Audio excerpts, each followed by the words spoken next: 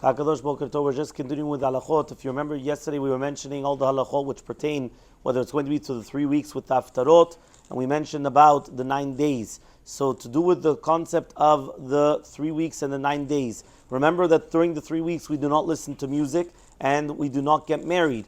There's different halachot with regarding to the eating of the meat. The eating of the meat, we know that we do the 9 days, even though technically mitzad halacha, it was only going to be sudat hamafseket or more than that, but it became a minhag amongst all Klal Yisrael not to eat meat. This year, that since Rosh Hodesh falls out on Shabbat, according to everybody, you may eat meat on the Rosh Hodesh. If you remember, every single year, it's always a question, are you allowed to eat it or not? Depends on different minhagim. But this year, you are going to be able to eat meat on Rosh Hodesh, which comes out on Shabbat. Remember, as we mentioned yesterday, you do not sing the Hallel. We just read the Hallel on the Shabbat Rosh Chodesh. And then Motsae Shabbat, there are some shitot that say that you're allowed to have also Sudat Revi'it, meat. Now again, if a person doesn't usually have that, so to specially have it, unless he just doesn't want to waste the meat, that would be okay. But if not, then it would already start the prohibition of having meat until the next Shabbat. Remember, the next Shabbat, again, we have meat. And then on Sudat Shlishit is Sudat HaMafseket, which is going to be a regular Sudat HaMafseket, which means that